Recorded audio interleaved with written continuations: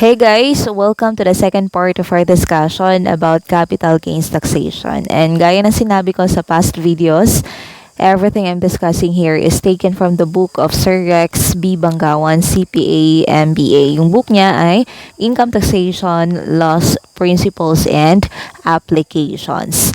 This video is dedicated to my students and sa lahat ng mga students na medyo nahihirapan sumabay sa mga discussions nila sa school. Alright, so we will start our discussion with the types of gains on dealings in properties.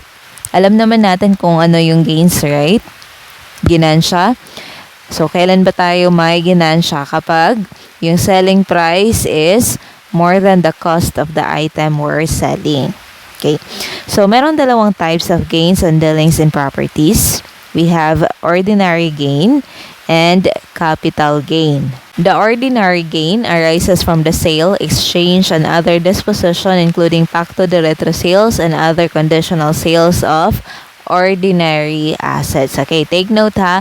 Pag sinabi nating ordinary gain, galing yan sa sale, exchange, and other disposition ng ordinary assets. Okay, the capital gain arises from the sale, exchange, and other disposition, including pacto de retro sales and other conditional sales of capital assets. So, yung capital gain naman, galing yun sa sale, exchange, and other disposition of capital assets. Okay, the gain, whether it is ordinary or capital, is an income subject to tax. Now, papaano natin i-tax yung gains on dealings in properties? Okay, so for ordinary gains, it will be subject to regular income tax. While capital gains, there is a general rule to that, and the general rule says that it will be subject to regular income tax. Yung exemption naman is subject to capital gains tax. So, ano-ano ba yung capital gains na subject to capital gains tax? So, ito yung tinutukoy sa exemption rule. Okay, dalawa lang sila. Number 1, capital gains on the sale of domestic stocks sold directly to buyer. Again, sale of domestic stocks sold directly to buyer. And then number 2, capital gains on the sale of real properties not used in business. Yung gain on the sale, exchange, and other disposition of domestic stocks directly to buyer is subject to the 15% capital gains tax, while the sale, exchange, and other disposition of real property in the Philippines not used in business is subject to 6% capital gains tax. So, basically, ang pag-uusapan natin sa topic na ito ay ang capital gains on the sale of domestic stocks sold directly to buyer and yung capital gains on the sale of real properties not used in business. But before going into that, balikan muna natin itong definitions ng ordinary gains and capital gains. Okay, so ordinary gain ang tawag sa gain galing sa sale, exchange, and other disposition including pacto de retro sales and other conditional sales ng ordinary assets. Capital gain naman ang tawag sa gain galing sa sale, exchange, and other disposition including pacto de retro sales and other conditional sales ng capital assets. So, I'm sure that you guys know what the word sale and the word exchange means, right? So, dito tayo sa other dispositions. Now, we have pacto de retro sales and conditional sales. So, ano ba yung pacto de retro sales? When we speak about pacto de retro sale, it's a form of a sale with a buyback agreement. So, yung binenta mo, pwede mong bilhin uli under the pacto de retro sales. Another terminology mentioned in the definition is the conditional sales. So, etong conditional sales, it's a sale which will be perfected upon completion of certain specified conditions. So, yung sale ay perfected lamang kapag yung condition ay na-fulfill or na-complete.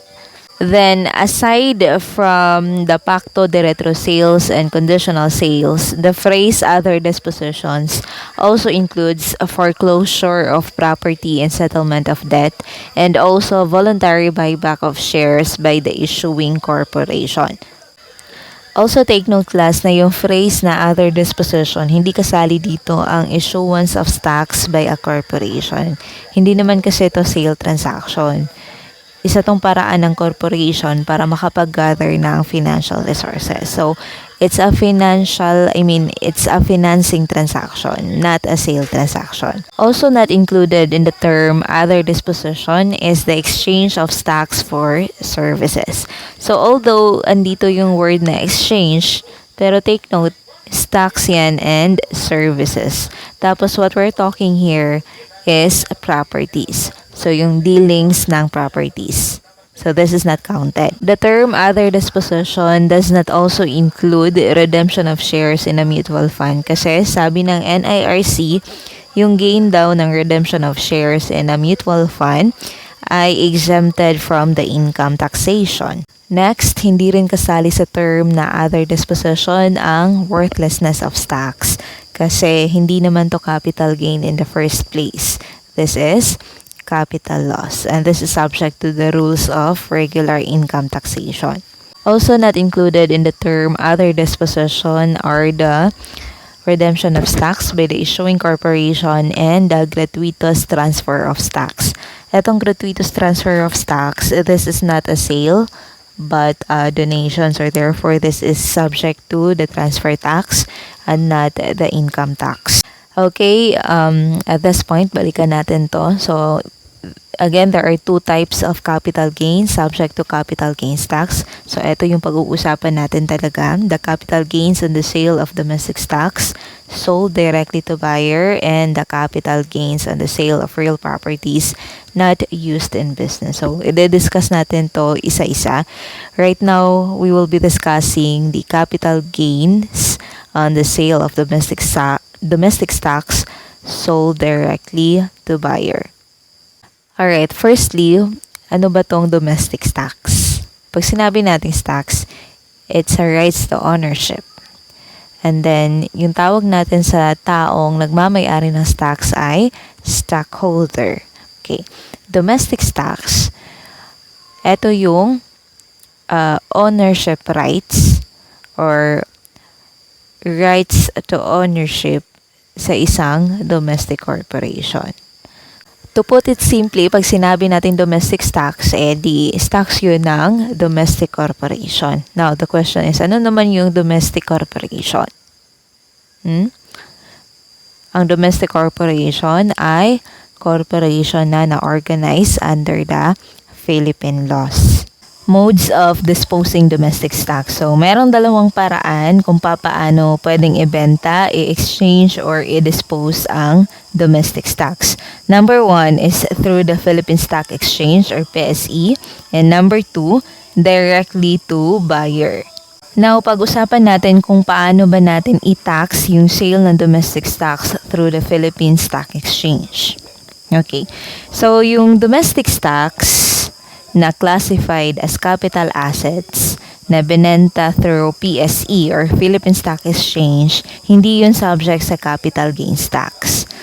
Ito ay subject sa tinatawag na stock transaction tax, which is 60% of the 1% of the selling price.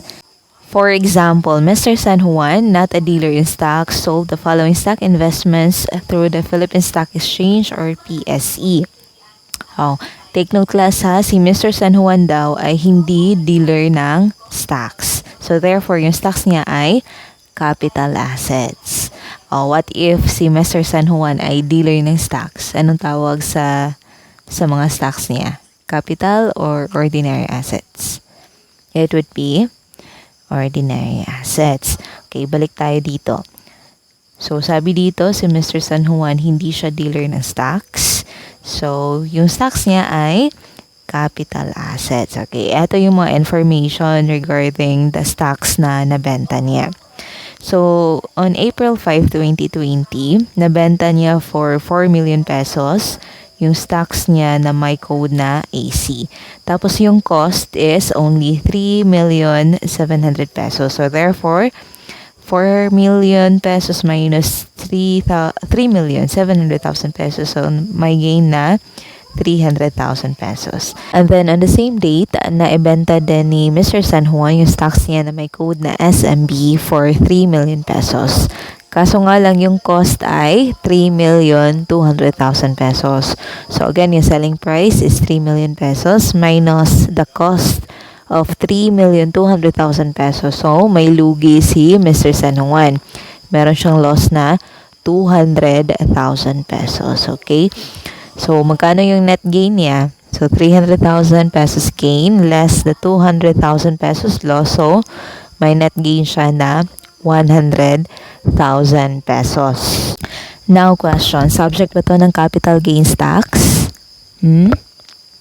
Don't forget class na ito ay sale ng domestic stocks through PSE. And sabi kanina sa na-discuss natin, yung sale ng domestic stocks through PSE is not subject to capital gains tax.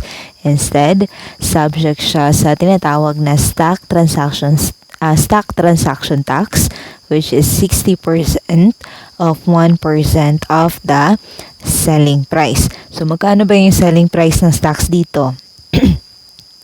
That is 7 million pesos. Okay, multiply natin by the stock transaction tax rate of 60% of 1%. So that is equivalent to 0.006. So 7 million pesos times 0.006, that is equal to 42,000 pesos. So ito na ngayon yung stock transaction tax.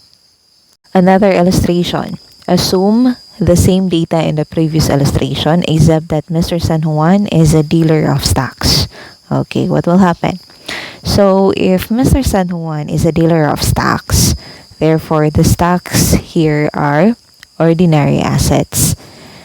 So if these are ordinary assets, so therefore it will not be subject to the stock transaction tax. Instead, subject siya sa regular income tax. So the 300,000 pesos ordinary gain and the 200,000 pesos ordinary loss are going to be subject to the regular income tax. Alright, so now balik tayo sa modes of disposing domestic stocks. So we are done with number 1. So we are now in the second mode of disposing domestic stocks, and that is directly to buyer. So this is subject to capital gains tax. Alright, now i-discuss natin si CGT or si capital gains tax. May dalawa siyang nature. Number 1, si CGT ay isang universal tax. So, ibig sabihin, si capital gains tax ay applicable sa lahat ng taxpayers regardless kung ano yung classification niya. Individual man siya, corporation, or estate, or trust man siya, as long as nagde-dispose siya ng domestic stocks. And take note ha, yung domestic stocks na dinidispose dapat ay classified as capital assets. The situs or the place of the taxation of the gain on sale of domestic stocks is within the Philippines. So therefore, even though the sale is executed outside the Philippines, still the gain from the sale of domestic stocks is taxed within. And then another nature of the capital gains tax is annual tax. So capital gains tax is an annual tax. It is imposed on the annual net gain on the sale of the domestic stocks directly to buyer.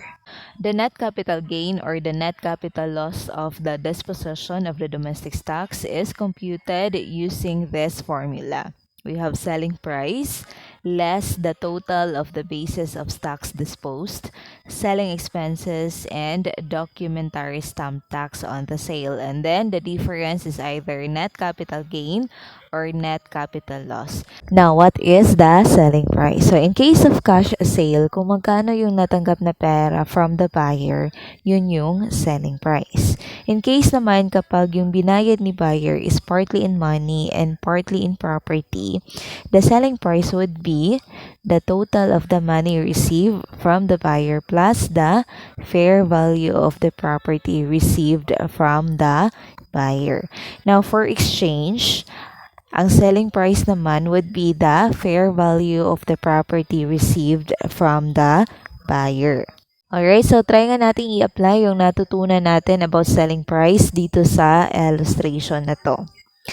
Mr. Cool sold his stocks, receiving in exchange a building with a tax basis of 2 million pesos, but with a fair value of 2,500,000 pesos, goods worth 100,000 pesos, and 400,000 pesos cash.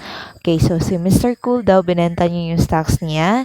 And in return, ang natanggap niya ay isang building na may tax basis na 2 million pesos, pero yung fair market value or the fair value is 2,500,000 pesos.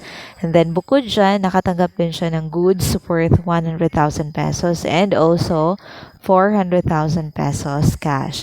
Okay, so the question here is, how much is the selling price of the stocks? So, magkano ba yung selling price sa stocks na binenta ni Mr. Cool? Take note class na yung natanggap ni Mr. Cool as payment of his stocks from the buyer is a mixture of money and property. Okay, so check natin dito sa na-discuss natin about selling price. So, ano ba yung applicable dito? That would be this one. So, anong sabi dito? Kapag yung natanggap daw ni seller is partly in money and partly in property, yung selling price is the total of the money and the fair value of property received. Okay, so magkano yung money dito? That is the 400,000 cash. Okay, so plus the fair value of the building, which is 2,500,000 pesos, and then plus the fair value of the goods, which is 100,000 pesos. Okay, so the total is 3 million pesos. So this is the selling price of the stock sold by Mr. Cool. Okay, so now ay pag-uusapan naman natin ang tax basis of stocks. If the stocks are acquired by purchase, so yung tax basis ng stocks is yung cost niya, which is going to be determined by the following methods in particular order. Number 1, specific identification. Ito kapag kaya nating i-identify kung saan dun sa mga stocks yung talagang nabenta. Second one is the moving average method, that if si seller, meron siyang book of accounts na mini-maintain wherein doon niya nare-record lahat ng mga transactions of each particular stock. Third one is the first in, first out method or the FIFO method. Ito kapag hindi talaga ma-identify kung alin doon sa mga stocks na yon ang nabenta. If the stocks were acquired by device, bequest, or inheritance, ang magiging tax basis ng stocks dito ay yung kanyang fair value at the time of the death of the decedent. If the stocks naman is acquired by gift, yung tax basis niya is the lower of the fair market value at the time of gift compared to the basis in the hands of the donor or the last preceding owner by whom it was not acquired by gift. And then if the stocks is acquired or if the stocks were acquired under tax-free exchanges, yung tax basis naman niya is the substituted basis of the stocks. Alright, so this time let's try to answer the following illustrations. So try nating i-apply yung ating na-discuss kanina. And we'll start with the first illustration. Mrs. La Carlota purchased 1,000 shares of Bacolod Corporation for 100,000 pesos and paid the broker's commission of 1,000 pesos. The stocks were subject to a chattel mortgage of 10,000 pesos, which Mrs. La Carlota assumed. Okay, so the question here is determine or compute the cost or the basis of the acquired Bacolod stocks. Okay, so sabi dito sa illustration, si Mrs. La Carlota daw, bumili siya ng 1,000 shares ng Bacolod Corporation sa halagang 100,000 pesos. So, yun yung binayaran niya, 100,000 pesos. Aside from that, nagbayad din siya ng 1,000 pesos para sa broker's commission. And then, inassume pa niya yung existing chattel mortgage ng stocks or ng shares. So, magkano ngayon yung total cost ng 1,000 shares na binili ni Mrs. La Carlota? Okay, ano-ano nga yung binayad ni Mrs. La Carlota dito to get the 1,000 shares? Nagbayad siya ng cash worth of 100,000 pesos. Tapos, nagbayad pa siya ng broker's commission worth of 1,000 pesos. And then, take note, nag-assume siya ng chattel mortgage na 10,000 pesos, which is babayaran niya ito in the future. Okay, so add natin to lahat. We have 100,000 pesos plus 10,000 pesos, plus 1,000 pesos plus the 10,000 pesos chattel mortgage. So the total cost of the 1,000 shares is 111,000 pesos. Another illustration, Mr. Alcantara had the following purchases and sales of shares of the stocks of El Dorado Corporation. On January 1, Mr. Alcantara purchased 10,000 shares of El Dorado Corporation at 10 pesos per share with a total cost of 100,000 pesos. Another purchase was made on March 1, 5,000 shares at 11 pesos and 3 centavos per share with a total cost of 55,150 pesos. And then another purchase was made on March 23, 20,000 shares at 12 pesos per share with a total cost of 240,000 pesos. And then on April 4, Mr. Alcantara made a sale of 25,000 shares at 15 pesos per share. Okay, so here our task is to compute for the cost of the shares sold under the three methods: the specific identification method, the moving average method, and the first in, first out method. So we're given three assumptions. We have the first one, assuming Mr. Alcantara identified that the shares sold were those both on March 1 and March 23. Okay, so dito, na-identify ni Mr. Alcantara kung anong specific share yung naibenta niya. So therefore, the appropriate method to use here would be the specific identification method. So, ilan ba yung shares na naibenta ni Mr. Alcantara? 25,000 shares at 15 pesos per share. So, sabi dito sa assumption, yung nabenta daw niyang shares ay galing sa mga shares niya na nabili on March 1 and March 23. So, tingnan natin. So, on March 1, yung binili niyang shares ay 5,000. Tapos, nabili yan sa presyong 11 pesos and 3 centavos. So, 5,000 times 11 pesos and 3 centavos, that is equal to 55,150 pesos. Okay, so we're done with the 5,000 shares. So, kulang na lang tayo ng 20,000 shares kasi nga yung nabenta ni Mr. Alcantara ay 25,000 shares. So, yung other 20,000 shares, galing yun sa purchases niya made on March 23. So, tingnan natin. Yung nabili niya is exactly 20,000 shares also at a price of 12 pesos. So, 20,000 shares multiplied by 12 pesos per share, that is equal to 240,000 pesos. Okay, total natin, 55,150 plus 240,000, that is equal to 295,150 pesos. So, this is now the cost of the 25 shares sold by Mr. Alcantara. Now, if the question is how much is the gain on sale from the shares? So, ano yung magiging sagot? Okay, so here's the computation. We begin with the selling price. So, the selling price is determined by multiplying the total shares sold, which is 25,000 shares, multiplied by the price or the selling price of each share, which is 15 pesos. So the answer to that is 375,000 pesos. And then we're going to deduct, or we're going to less the cost of shares sold. So based on our computation, the total cost of the shares sold is 295,150. So the difference is now the gain, 79,850 pesos. So gain siya kasi mas malaki yung selling price kaysa cost. And then if you're asked if how much is the total cost of the remaining shares, what will be the answer? That would be 100,000 pesos. So, saan galing? So, tingnan lang natin kung alin sa mga shares yung hindi nabenta. So, dito, alin ba yung hindi nabenta? Ito lang shares na nabili on January 1. 10,000 shares.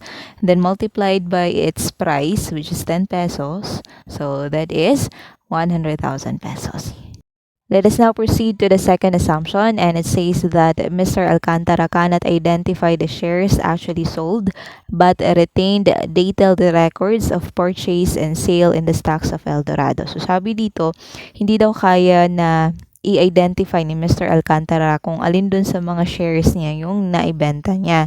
Pero meron siyang book of records kung saan naka-record lahat ng transactions niya with respect to the stocks or with respect to the shares niya with El Dorado Corporation. Okay, so ano ba yung applicable method na pwedeng gamitin dito? That would be the moving average method. Under the moving average method, ito yung magiging computation niya. Okay, so we have here a purchase transaction on January 1, 10,000 shares at 10 pesos per share. So the total cost is 100,000 pesos. Another purchase transaction was on March 1, 5,000 shares at 11 pesos and 3 centavos per share. So the total cost for that is 55,150 pesos. By the way, class under the moving average method, we need to compute for the average unit cost every after the purchase transaction and also every after the purchase return transaction. Dito sa transactions ni Mr. Alcantara, sunod-sunod kasi yung purchases niya. So, para mas madali, i-total lang natin yung lahat ng shares na binili niya and then i-total din natin yung corresponding cost ng shares. Tapos, from that, mas madali nating i-compute yung average unit cost. Okay? Where are we now? Okay, we're on March 23. So, there's another purchase transaction of 20,000 shares at 12 pesos per share. So, the total cost for that is 240,000 pesos. Okay, sa nasabi ko kanina, i-total natin yung lahat ng shares na nabili ni Mr. Alcantara. So, 10,000 shares plus 5,000 plus 20,000. So, the total shares purchased by Mr. Alcantara is 35,000. Okay, now, total din natin yung corresponding cost nila. So, for the 10,000 shares, the total cost is 100,000 plus the total cost of the 5,000 shares, which is 55,150 pesos, plus the total cost of the 20,000 shares, which is 240,000 pesos. So the total cost for the 35,000 shares purchased by Mr. Alcantara is 395,150 pesos. Okay, so from this, we can now compute the average unit cost. So in computing for that, i-divide lang natin yung total cost divided by the total number of shares. So we have 395,150 pesos divided by 35,000 shares. So the average unit cost per share is 11 pesos and 29 centavos. Okay, so if the question asked is how much is the total cost of shares sold, so ano ba yung sagot? Oh, ilang shares ba yung naibenta ni Mr. Alcantara? 25,000. So, multiply lang natin sa average unit cost, which is 11 pesos and 29 centavos. So, the total cost of the share sold is 282,250 pesos. And then, if the question asked is the quantity and the total cost of the ending shares, ang gagawin natin is i-deduct natin yung number of shares sold and also its corresponding cost from the totals. So, for the shares, di ba yung total number of shares is 35,000. Tapos, yung nabenta ni Mr. Alcantara is 25,000. So, 35,000 minus 25,000. So, therefore, yung quantity ng shares na naiwan is 10,000 shares. Now, for the cost, yung total cost ng shares, total cost of the 35,000 shares is 395,150 pesos. Tapos, yung cost ng shares na naibenta, which is the 25,000 multiplied by the average unit cost of 11 pesos and 29 centavos is 282,250. So, 395,150 pesos minus 282,250 pesos. So, the cost of the ending shares is 112,900 pesos. Another way of computing the total cost of the ending shares is by multiplying the number of shares and by the average unit cost. So, in this case, yung naiwan or yung ending shares is 10,000. And then multiply natin with the average unit cost of the share, which is 11 pesos and 29 centavos. So, the answer to that is also 112,900 pesos. So, yun din yung total cost of the ending shares. Now, moving on to the third assumption. Mr. Alcantara cannot identify the stock sold and does not maintain detailed records of transactions in the shares of El Dorado. So, sabi dito sa third assumption, hindi ma-identify ni Mr. Alcantara kung alin dun sa mga shares niya ang naibenta. Tapos, wala din siyang records about the transactions ng kaniyang mga shares sa El Dorado. So, ano ba yung applicable method na pwedeng gamitin dito? So, obviously, hindi pwede si specific identification method kasi nga hindi niya ma-identify. Hindi rin pwede si moving average method kasi wala naman siyang record. So, yung applicable method dito is the first in, first out method. Under the first in, first out method, kung ano yung unang pumasok, yun din ang unang ilalabas. So, dito, kung ano yung unang binili na shares ni Mr. Alcantara, yun din yung una niyang ibebenta. So, ibig sabihin, di ba, nagbenta siya ng 25,000 shares. So, ibig sabihin nun, yung 25,000 shares na binenta niya, galing yun sa first 25,000 shares na nabili din niya. Alright, so, ito yung computation under the first in, first out method or FIFO method. By the way, ito yung listahan ng lahat ng purchases ni Mr. Alcantara.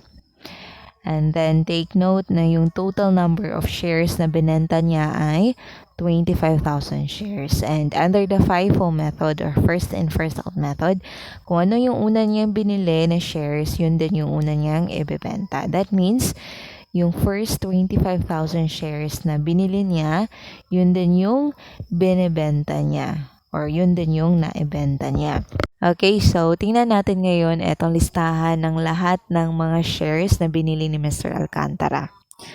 So, yung total shares purchased by Mr. Alcantara as shown in the list is 35,000 shares.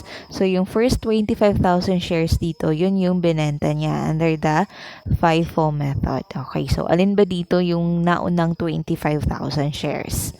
So, tingnan natin yung date.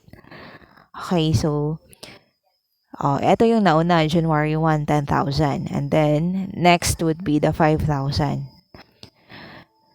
So, 10,000 plus 5,000, so 15,000 shares. Ilan nga yung nabenta? 25,000. So, 25,000 minus 15,000. So, kulang tayo ng 10,000. Wala nang ibang purchase, diba?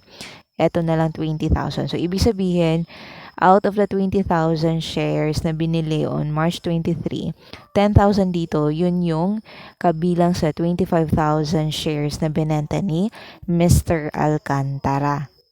Okay, total nga natin if 25,000 na ba? We have 10,000 shares from the January 1 purchase plus 5,000 shares from the March 1 purchase. And then plus 10,000 from the March 23 purchase. So, the total is O, tama. 25,000. Okay, so i-multiply na natin sila sa kanilang mga unit cost. So, the 10,000 shares acquired on January 1, yung unit cost niya ay 10 pesos. So, the total cost for that is 100,000 pesos. And then, yung 5,000 shares na nabili on March 1, yung unit cost niya ay 11 pesos and 3 centavos. So, the total cost for that is 55,150 pesos. And then, lastly, yung 10,000 shares mula sa March 23 purchase. Yung unit cost niya ay 12 pesos. So, the total cost for that is 120,000 pesos. So, total natin, 100,000 plus 55,150 plus 120,000. So, the total cost of the shares sold is 275,150 pesos. If the question is the quantity and the total cost of the ending shares, our answer is 120,000 pesos. Okay, so saan ba ito galing? Tingnan natin ulit yung listahan ng purchases ni Mr. Alcantara. Etong 10,000 shares, ubos to kasi kabilang to sa first 25,000 na binenta ni Mr. Alcantara. Also the 5,000.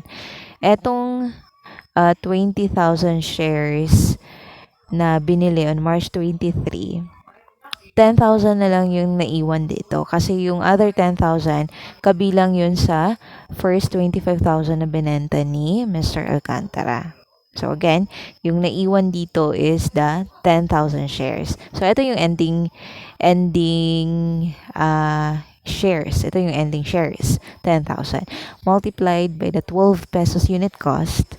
So the total cost of ending shares is 120,000 pesos. Pwede din siya i-compute in this manner. Gagawa tayo ng fraction kasi yung 240,000 pesos, ito yung total cost of the 20,000 shares kasi.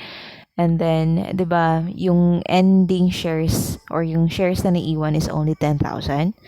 So, we can develop a fraction out of that. So, 10,000 over 20,000 multiplied by 240,000. So, the answer would still be 120,000 pesos. Alright, so let us now proceed to another illustration. In March 2013, Mrs. Lipa received by way of donation shares of stocks of Taal Corporation from her father Don Bosco. Don Bosco also acquired the same shares by donation in June 1999 from his mother, Doña Carena, who bought the shares for 400,000 pesos in April 1996. The shares had a fair value of 700,000 pesos in June 1999 and 2,500,000 pesos in March 2013. This illustration is all about acquisition of domestic stocks by way of gratuitous title. And our task here is to identify the tax basis of the stocks under the following assumptions. Number 1, assume that the shares were acquired by Mrs. Lipa from her father by way of donation.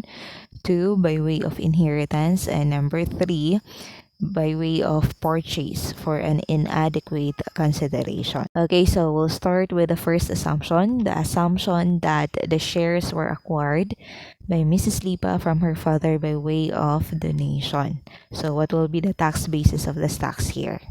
Okay, before that, tingnan muna natin uli yung na-discuss natin about the rules regarding the tax basis of stocks. Okay, so alin kaya dito yung applicable? Donation yung pinag-uusapan natin, no? So, the applicable rule would be this one. If the stocks are acquired by gift. Okay. So, sabi dito, if the stocks are acquired by gift, the tax basis is the lower of the fair market value at the time of gift and the basis in the hands of the donor or the last preceding owner by whom it was not acquired by gift. Ano ngayon i-compare natin na amounts? We have the first one is the fair market value of the shares at the time of the gift. Okay, so tingnan natin dito sa problem. Meron bang binigay na fair value dito? Meron. In fact, dalawa. So we have 700,000 pesos, the fair value of the shares in June 1999, and then the other one is 2,500,000 pesos, the fair value of the shares on March 2013. So question, kailan ba natanggap ni Mrs. Lipa yung donated shares? That was on March 2013. O ano nga yung sabi sa rule? Ang i-compare natin is yung fair market value of the shares at the time of the gift. So, kailan yun? That was on March 2013. So, therefore, yung gagamitin natin na fair market value for comparison is the fair market value on March 2013. Ito yung time na natanggap ni Mrs. Lipa yung donated shares. So, how much is the fair market value? 2,500,000 pesos. Okay, so meron na tayong fair market value ng shares at the time of gift, which is the 2,500,000 pesos. So yung kulang na lang natin para makapag-compare na tayo ng amounts is itong basis ng shares in the hands of the donor or the last preceding owner by whom it was not acquired by gift. Okay, so alamin natin. Basahin natin uli yung illustration. Sabi dito, on March 2013 daw, nakatanggap ng shares of stocks by way of donation si Mrs. Lipa galing sa kanyang tatay na si Don Bosco. So, from Don Bosco to Mrs. Lipa, ang nangyari was donation of shares. Now, let's proceed. Okay, sabi dito, Don Bosco also acquired the same shares by donation in June 1999 from his mother, Doña Carena. So, anong sabi daw? Ang shares ni Don Bosco, galing daw yun sa kanyang nanay na si Doña Carena. Okay, ulitin ko ha. So, si Doña Carena, nag-donate siya ng shares sa kanyang anak na si Don Bosco. And then later on, yung natanggap na shares ni Don Bosco galing sa kanyang nanay, ay dinonate din niya sa kanyang anak na si Mrs. Lipa.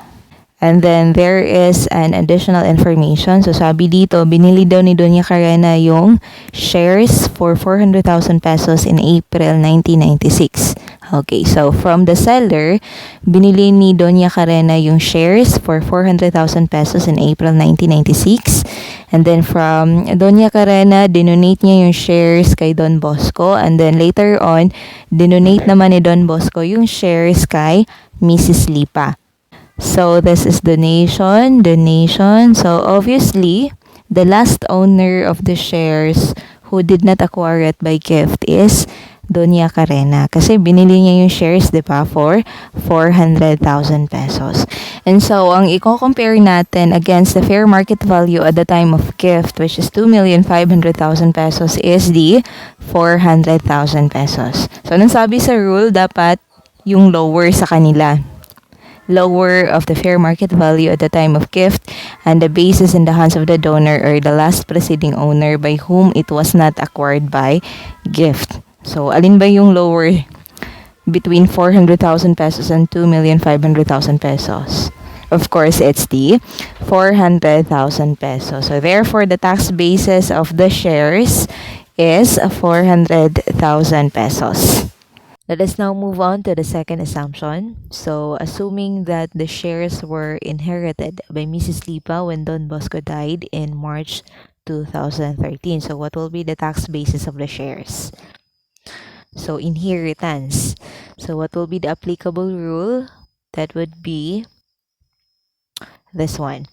If acquired by device, bequest, or inheritance, the tax basis of the domestic stocks is the fair value at the time of the death of the decedent. So, yung tax basis daw is the fair value at the time of death of the decedent. So, the death of Don Bosco was on March 2013. And the fair value of the shares on March 2013 is 2,500,000 pesos. So, therefore, ito yung tax basis ng shares. Third assumption, assuming that the shares were bought by Mrs. Lipa from Don Bosco for only 1,200,000 pesos. Okay, so assume daw natin na yung shares ay binili ni Mrs. Lipa galing kay Don Bosco for only 1,200,000 pesos. So take note ha, yung fair market value ng shares is already 2,500,000 pesos. Tapos binenta lang niya or binenta lang ni Don Bosco for 1,200,000 pesos. So clearly, there is an inadequate consideration. So ano ba yung magiging applicable rule dito? Obviously, eto.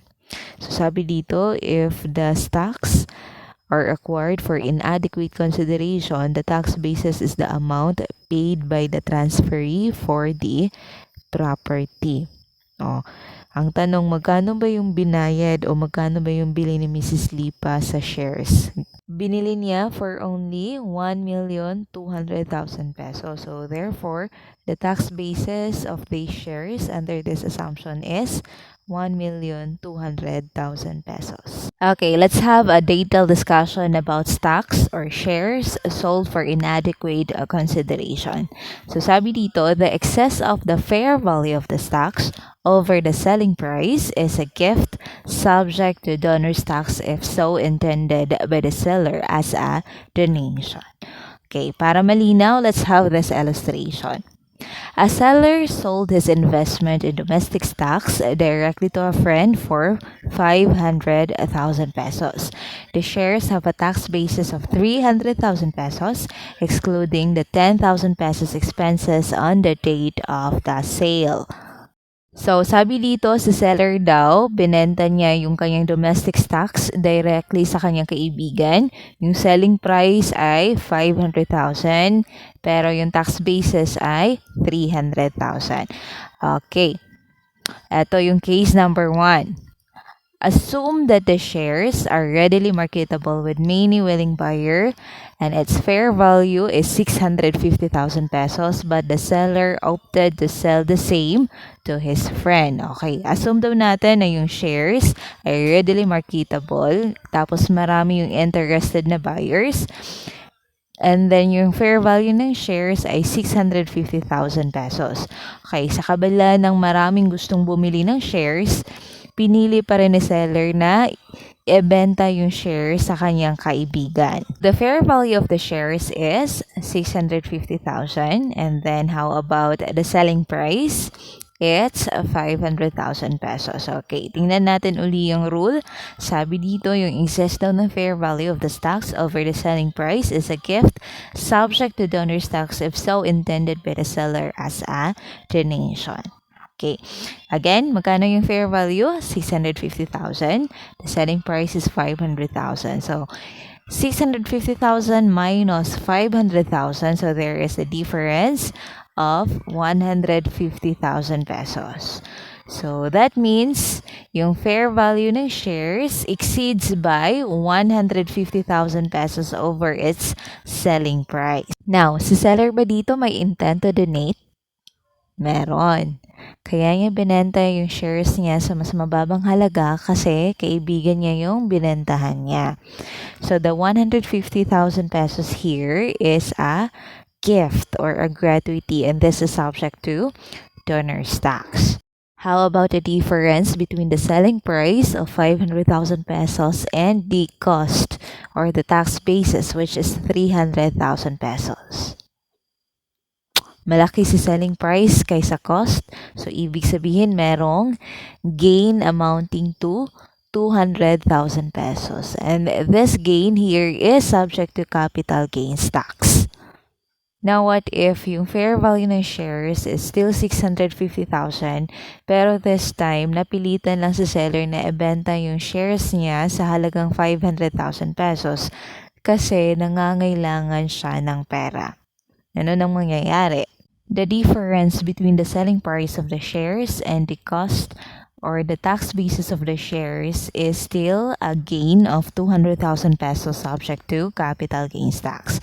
However, the difference between the fair value and the selling price of 150,000 pesos is no longer subject to donor's tax because there is no intent of donation here. Nangangailangan lang talaga ng pera si seller kaya niya binenta. But definitely, wala siyang intensyon na i-donate or wala siyang intensyon na mag-donate.